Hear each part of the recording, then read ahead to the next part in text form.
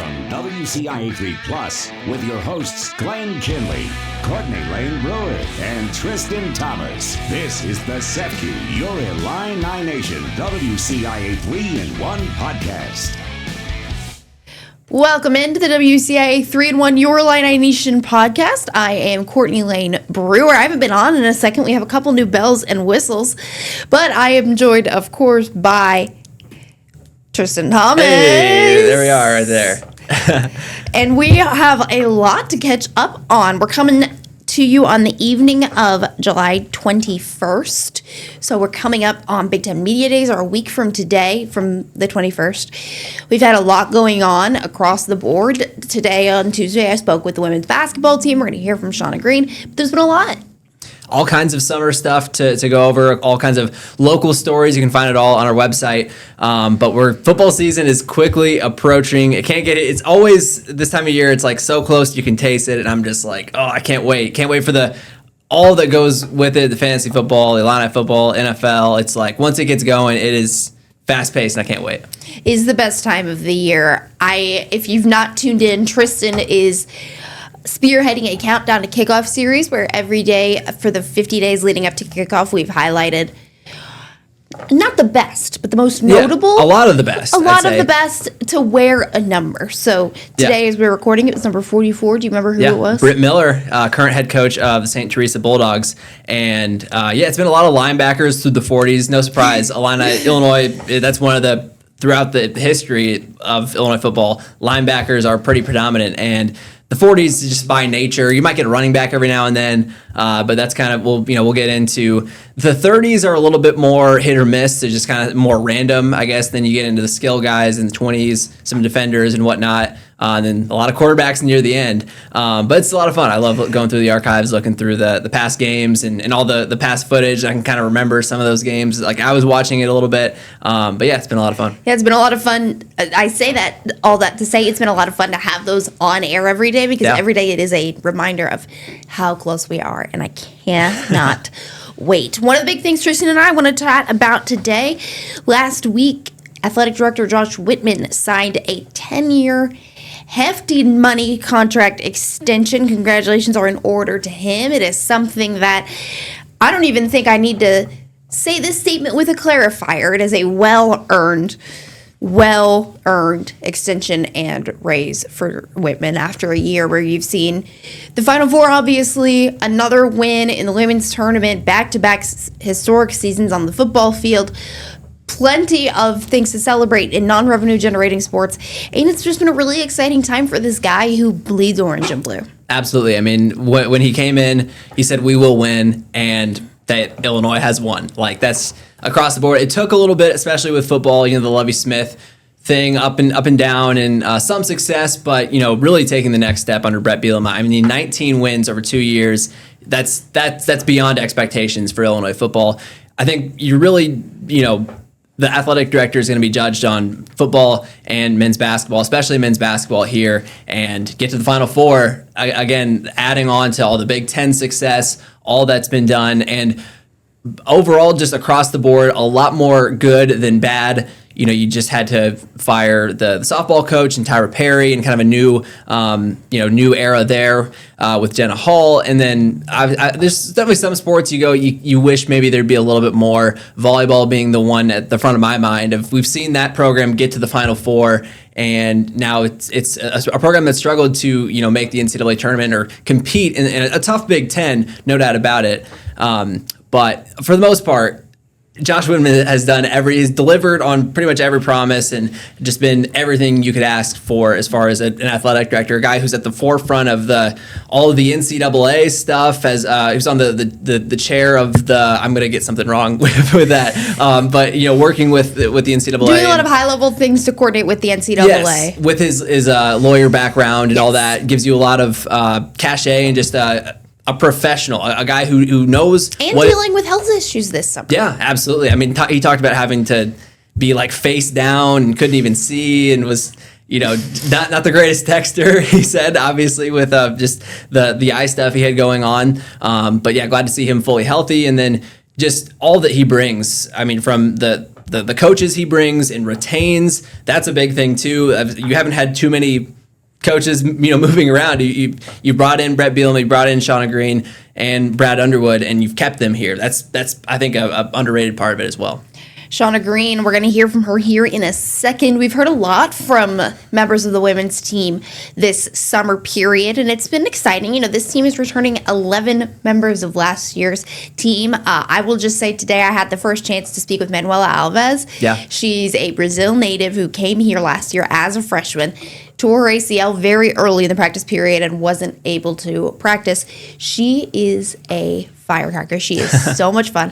I loved getting to talk to her, but even more so loved getting to hear from Shauna Green as she starts to work with this group of girls who she already knows and is able to lead into another really strong season that we're all excited to see. And it's been cool to see the retention of that group that had the success. And you imagine a lot of these players on the roster could have hit the portal and taken a bigger opportunity, maybe made more in NIL, those kind of things. But they all understand the culture. They all understand that they can do if they stay together and what they can build here. And we've seen them continually take the next step of winning an NCAA tournament game and really competing at stages of that second round game. It's just so challenging when you're not hosting.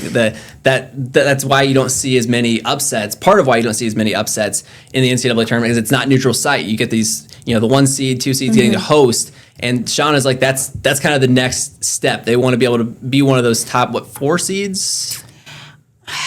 One of the top seeds in the tournament. You get to host, and then it's not a breeze, but you're it's a different ballgame. You've got a home crowd. You've got all those things. Look, the talent on this group, you see it. You saw them at times really clicking last year, and just another year of get some of these players back getting depth in the front court. It was kind of not a lot to pick from. It was pretty much Ciara Parchman and Letty Vasconcelos as your main players you felt pretty confident about. So if again, Shauna will say like a broken record, it's like can we stay healthy? Can we stay free from injury? That's always a big knock on wood, but the talent is there, the depth is there, and another year together, as you mentioned, just could be really, really huge for this program. It's going to be really exciting. Well, coming up after this, we're going to get you Shauna Green's press conference from today. Lots to chat about, including a lot of her roster who isn't here, but it's for a good reason as they train with their national teams this summer. And then we'll come back after that, chat a little Panther ball, and then wrap it up. We'll be right back.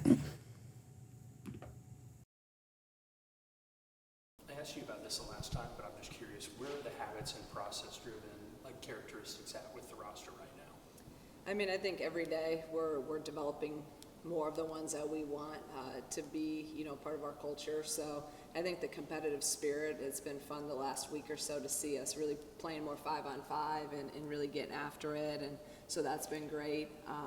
I just think the consistency piece, we've been harping on that a lot, which is a big part of what we do. The defensive piece is obviously a habit that we got to continue to be more consistent, and I challenged them with that today in practice. I think we need to take another step up. Offenses, look, we have a lot of people that can score the ball, but we hang our hat on our defense. So I think we're in a good place, but we're never obviously satisfied and still a long ways to go with a lot of those things. But every day just continue to emphasize them and hold them accountable to them. So just tangibly in terms of process, how many players are able to be out on the floor for fives right now? Right now, because CC's with Canada basketball, we're going 5-on-5, so we got 10 that are able to go up and down right now. So that's good. I'll take it. And we had, obviously with CC last week here, we were able to do that again. And then Letty and Aaliyah will be leaving this weekend, so our numbers the next 2 weeks will be a little bit lighter. What has it been though like to see those pieces kind of start to fit together and get some rotations and have a sense of where you might be? It's been a lot of fun, right? It's been fun to, even have more depth. I just think right away at the 5 spot, to see Letty and Manuela, really competing down there and every day growing. They both had really good days today, and seeing that piece, it's a little bit different now. We've been seeing with CC gone, some different combinations. So it's been great, and again, it's just nice to have options, to have the depth that we have. Knock on wood, we just got to continue to remain healthy. So trying to take it step by step in that and making sure we're doing everything that we can do to keep these guys healthy. You mentioned Letty and Manu, just that relationship that they have. They're obviously competing together, but they seem to be close and have kept that friendship. What's that kind of meant to see that? I think that's an important piece of it, right? Like they're both competing and obviously they're in the same spot, and sometimes, you know, I love it because I think it's that fire and the competitiveness that we need, and you know, they're talking stuff to each other in practice and when they're going out, and it's great. Like I love it. That's what we want. But then they just get over it. It's nothing carried off the court or, oh, I'm mad at you because, you know, and that's what true basketball players do. And I think their relationship helps each other. And like I tell them every single day, you guys going that hard against each other every day is just making you each better individually, and then it's making us better. So it's been really fun to watch them the last week or so. We hear about the physicality? Yeah. What's that look like out there? It's just, I mean, she loves that physicality. She loves to, you know, to get down there and to bang. But it's a cumulative effect, and I think it's contagious too, because now Letty's being more physical and everyone's being more physical because she's going to go down there and nail you. And if you're not ready for that and come back with it, you know, so I think that's been great. It's spread. But I mean, we need that. You know, we need that mindset. We need someone that's going to embrace it, loves it, feeds off it, and it's been good for our team. Manny was talking about, I mean, almost the first time she's out there, she's ready to go 100%. I mean, just what's that mentality that she can have, that, you know, just that confidence in her knee going through that? Because some players, that obviously there's a mental battle there to go through. You know, I feel like she's in a pretty good place in terms of her mental aspect of recovering from her injury, and she is confident. When she's out there, you wouldn't know she was coming off of a knee injury. So we're trying to just be really smart, and there's a lot of times we have to pull her back. Even at the end of today, she wanted to do our fourth quarters are with Coach Kylie, and there are usually some cardio team building, you know, thing, and she was begging to do an autumn, and I got in there, I'm like, no, you're not doing it. Like, just pump the brakes a little bit, and we've had to do that with a lot of these guys. It's just not worth it. So when she's out there, she's going really, really hard, and again, there's an extreme amount of confidence, but there's things we just don't need her to do right now, too. Earlier you talked about just understanding her role, probably on this team not being the scorer. So what's that value of a player understanding that maybe a screen or an assist is the most valuable thing for her? It's so important, and that's what a true team does, right? Everyone has different roles, not everyone can play 40 minutes and score 20 points. And that's why Irene's so critical and why she's so special to our team, and just who she is as a person. You know, she comes in and just hits the ground running from when she gets off her national team, and you know, she understands our program, she understands our core values, she believes in everything. I love having her a part of this team because of that. It's bigger than, you know, just maybe individual, you know, goals. She knows what she needs to bring in order for us to be the best that we can be, and she embraces that, and she accepts that. And I'm expecting her. Every year, Irene's gotten better. And I'm really looking forward to, you know, what she's going to bring this year, because I think just with her experience and her team-first mindset, you can't be successful without players like that. With Letty, just to go through a full year of health, and just, I mean, how much of a different player is she this summer coming back, you know, off of the off season? Yeah, I've said this before. I think last time, you know, we talked, and you know, she's had just one of the best summers in terms of growth and in terms of just, you know, how she's moving and the confidence that she's playing with right now. You know, I'm really proud of her for the summer that she's had. Really, since the end of the postseason last year, she's just been really locked in and committed to the holistic approach of what she needs to do to be elite. So I think confidence, obviously, just playing a full year and trusting her knee and trusting her, you know, ability to sustain through a full year has just been, you know, very, very really critical in her growth. So she's in a great place. Mentally, physically, and I'm really happy with her. For Letty, now that she's going to play with the Brazilian national team, what do you think that experience can do just to take another step, like in growing her confidence and like improving her as a basketball player? Yeah, I think it's always a good experience just to go out and obviously play with different players. You know, you're going to be playing with the best players, you know, in the world on her team, the best players in our country, and then competing against the best in August when they go play. So those are things where you get out of your comfort zone a little bit because it's a new system, new teammates. But I think that sometimes you got to get out of your comfort zone in order to grow. So I think it's going to be great for them. You know, the whole month of August they'll be playing all the way through. So hopefully they'll come back here and be in really good condition and obviously have some game minutes under their belt. So I look at it as a positive. What's the sense of pride there to have? I mean, you don't want to be down girls, but they're all representing not just their country, but the University of Illinois. What's that sense of pride there for them? Yeah, I think that for them, I mean, most everyone, it's their dream to represent their country, right? Growing up here, it's your dream to represent USA, going, you know, Brazil, Canada, wherever, Spain. You know, this is something they've dreamed about since they've been a little kid. So that's where I'm like, I want to help them reach those dreams and work with them to get there. So this is really important for all of them. And it's also pretty cool, like you said, that they're representing Illinois across the world, wherever they're going to be playing. It's a couple weeks into this. Like, what's been the process for the Divine just to get comfortable and acclimated here with what you guys do? Yeah, it's a process. You know, I think I said this last time too, when she's essentially a freshman and it's a whole new system, whole new culture. So it's going to take her time. And I always give, you know, freshmen and transfers a little bit of grace in that adjustment learning curve. So she just has to continue to control the controllables with herself, and everything else usually takes care of itself in that.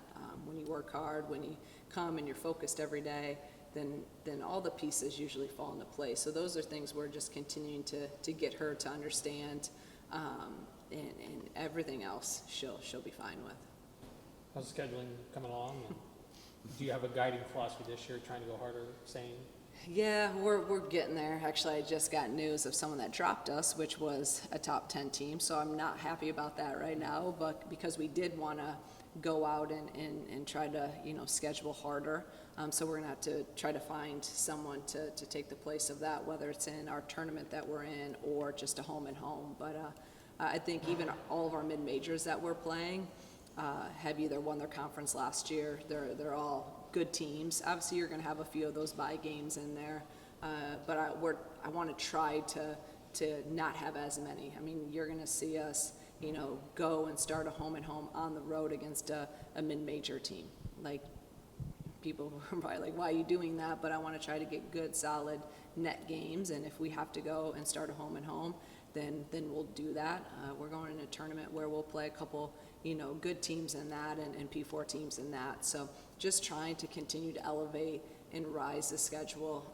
You can't make it too hard because obviously the Big Ten, but you also can't make it too easy because of the Big Ten. you got to prepare and you got to be tested early, and I think we have that now with some of the experience. It's one about Amanda. She said she likes to trash talk. Is she the best trash talker on the team? Probably, yeah. You know, it's something that I love that. Like, I've been trying to get these guys to, you know, I want them to play with passion. I want them to play with joy. I want them to, you know, to just embrace those moments and get fired up and celebrate good plays. You know, I don't want them to hang their head about bad plays. I want them next play in, but, you know, it's been fun to see some of the personalities coming out, you know, as we get more competitive, and now, you know, there's a winner and a loser in some of these drills, and then I'll kind of put some gas on the fire too, if a certain team's getting beat on, you know, too many times. So it's been fun. That's what this is about, trying to get that competitive drive going, you know, in July, so we have it when season starts. So frequently I'll watch WNBA games and go, oh, there's a player who Illinois hung tough with last year.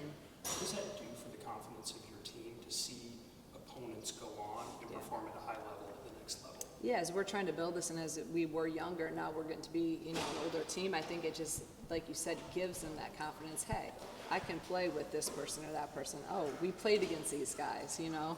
I scored on this person, or I was able to defend this person, and now they're doing this in the league. So as our program grows, as these guys continue to grow, you know, that's what we want for our players when they graduate, to be in those positions, to be, you know, getting drafted and performing at a high level in the W. So we have to take all those things right now, and they need to take them individually and learn from them. And then hopefully they're watching some of those players too, and how they're playing now, and listening to some of the things that I think it's interesting always to listen to people at the pros say, oh, I wish I would have known this in college, you know, because I talk to these guys all the time about, acting like a pro, and y'all want to be pro someday. Well, you got to carry yourself. You have to train. Everything you do as a pro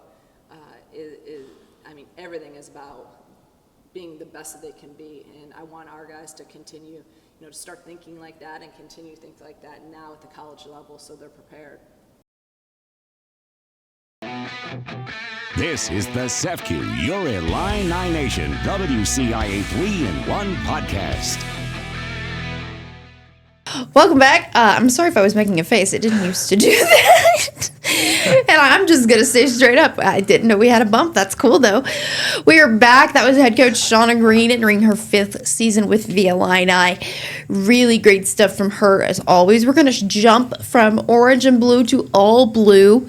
Tristan's alma mater, the EIU Panthers, welcoming in a new athletic director this year, Tom Michael, an Illinois product coming home to Illinois, and a separation, for lack of a better word, that everyone is proud of. You speak to the people at EIU, they are happy for Tom Michael. You speak to the people at Illinois, they are very glad that they got their guy back. Yeah. But it seems like this was a move that people were really excited about for him.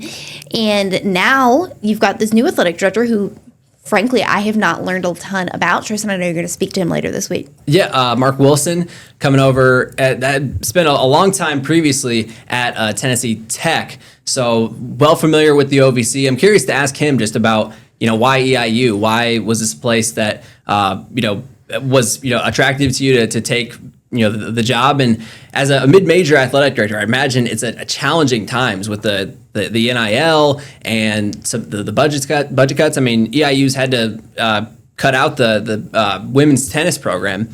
I believe men's and women's tennis. That sounds right to me. The tennis, they had tennis, they no longer have that. So it's a challenging time to be in that middle ground of, you used to be able to, you could get some players, and especially on like a men's basketball side, let's say, you can get a team and you stick together and then eventually maybe make a run in March Madness. Well, if you get a team like that, those guys are getting, it's so hard to keep those teams and those players together when it's the NIL and bigger opportunities calling, and you don't blame those guys either. So it's a challenging job, but it's a Panthers program that's had success. Certainly at times with Chris Wilkerson in football, trying to get back to kind of where they were a couple years ago, knocking on the door of the FCS playoffs, and certainly the softball team, a lot of success under Dan and Christy Paulson. Bringing them back is big as well. So yeah, I'm interested to hear what Mark Wilson has to say and kind of his vision for EIU athletics. That's obviously had just a great leader in Tom Michael who knew the ins and outs of college athletics. I was down in Charleston earlier this past week chatting with members of the football team. They had OVC Media Days this past week. They've got a big year ahead. For the 3rd year in a row, they're going to a power team pretty early in the year. They got to go to Minnesota. And head coach Chris Wilkerson, he's heading into year 5 as well. I believe so. I was a senior in college when he got introduced. That sounds like 5. That sounds like 5. He's really excited to give these guys a chance to shine on a stage that is bigger than as is the nature of things, what they may get at a regular OVC home game. He's really excited to get these guys a chance to show out. And something really interesting, and we've got more on this over on our website, WCIA.com. Over half of this roster, this is their very first time in Charleston, Illinois. 56 players on the 111-man roster are at their very first Panther camp. And that was something that he did intentionally in an effort to kind of age up this team. Bringing in guys who have collegiate playing experience, even if it may not be for the Panthers. That was something that Chris Wilkerson was very intentional about this offseason, and something that'll be very interesting to see play out. So they start the season on the road against a really strong Murray State team that's done really well in the MVC these last couple of years. Then that trip to Minnesota, and then they continue to work down the schedule. Coach highlighted several other MVC games that they've got. And then you get into OVC play. So I'll be excited to see what they do. I've also gotten ear to the ground on EIU baseball, just having stuck with them towards the end of last season.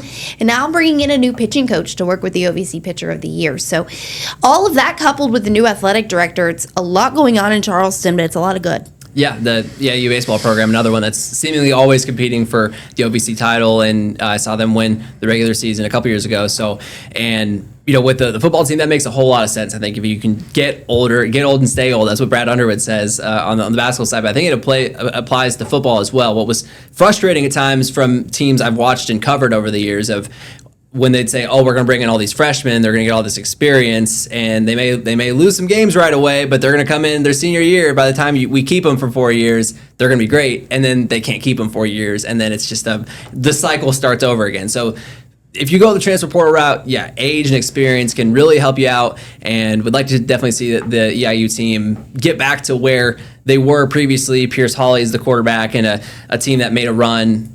We've seen them get there, so we know. I think Chris Wilkerson has the ability to get them there. It's just, can they put all the pieces together? Can they win those close games? I know that has been a challenge in recent years as well. Hit the nail on the head. Well, it'll be an exciting week ahead here around the area as Illinois heads to Big Ten Media Days.